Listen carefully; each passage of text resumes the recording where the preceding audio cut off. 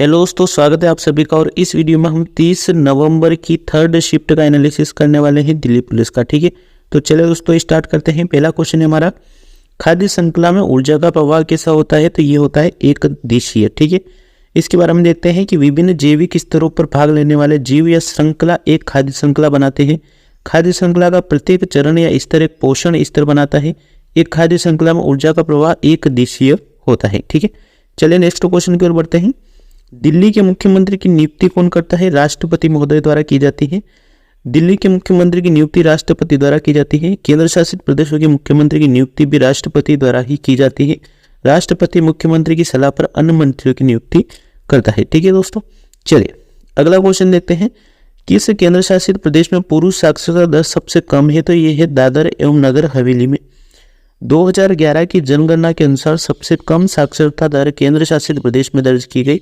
दादर और नगर हवेली में कुल साक्षरता का 77.24% है और यहाँ भारत में सबसे कम पुरुष साक्षरता दर है। ठीक है, चलिए अगला क्वेश्चन है हमारा, किस चोल राजा ने श्रीलंका के उत्तरी भाग पर विजय प्राप्त की? तो ये राजा प्रथम ने की, या राजा या फिर राज भी बोला जाता है।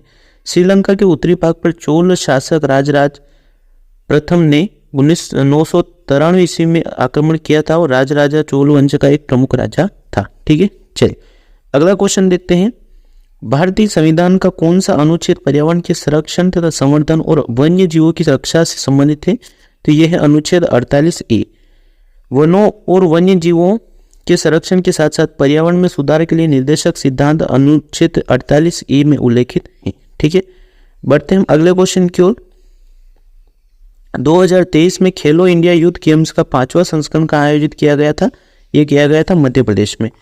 5वें खेलो इंडिया यूथ गेम्स का आयोजन 30 जनवरी से 11 फरवरी तक मध्य प्रदेश में किया गया था और 13 दिनों तक ये 8 अलग अलग शहरों में 23 खेल प्रकारों में 6000 से अधिक खिलाड़ियों ने भाग लिया था इसमें। ठीक है, चलिए नेक्स्ट क्वेश्चन देखते हैं। कोपेन जलवायु वर्गीकरण में कौन सा अक्षर अर्ध महाद्वीपीय जलवायु का उल्लेख करता है? तो ये डी अक्षर करता है। कोपेन जलवायु वर्गीकरण में अर्ध महाद्वीपीय जलवायु दर्शाया जाता है। ठीक है, चलिए आगे बढ़ते हैं। 11वीं पंचवर्षीय योजना में योजना आयोग ने क्या लक्ष्य रखा था?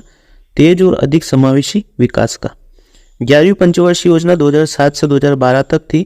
11वीं पंचवर्षीय योजना के तहत विकास लक्ष्य 9% था, हालांकि यह केवल 8% ही प्राप्त कर सका। ठीक है, चलिए बढ़ते हैं अगले क्वेश्चन की ओर। दक्षिण भारत के मंदिरों में पाए जाने वाले बड़े प्रवेश द्वार को क्या कहा जाता है? गोपुरम कहा जाता है। दक्षिण भारत के मंदिरों में पाए जाने वाले बड़े प्रवेश द्वार को गोपुरम कहा जाता है। ठीक है, चलिए बढ़ते हैं अगला क्वेश्चन देखते हैं।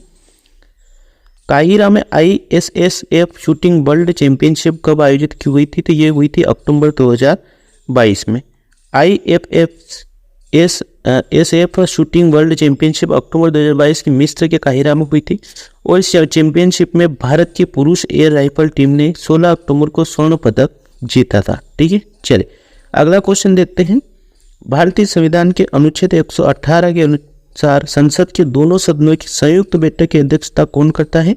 ये करते हैं लोकसभा अध्यक्ष। ठीक है, भारतीय संविधान के अनुच्छेद 118 के अनुसार संसद के दोनों सदनों की संयुक्त बैठक की अध्यक्षता लोकसभा अध्यक्ष करते हैं। ठीक है, चलिए आगे बढ़ते हैं। अगला क्वेश्चन है, विश्व का सबसे लंबा लिखित संविधान किस देश का है? तो ये है भारत का। ठीक है, भारत का संविधान दुनिया के किसी भी संप्रभु देश का सबसे लंबा लिखित संविधान है, जिसमें 12 अनुसूचियों के साथ 22 भागों में समूहित 448 अनुच्छेद हैं। भारत के संविधान मूल रूप से 395 अनुच्छेद है और वर्तमान संविधान में 470 अनुच्छेद है। ठीक है, चलिए अगला क्वेश्चन है। संगीत नाटक अकादमी पुरस्कार द्वारा पंजाब के लोक नृत्यों में उनके योगदान के लिए सम्मानित किए गए किसको?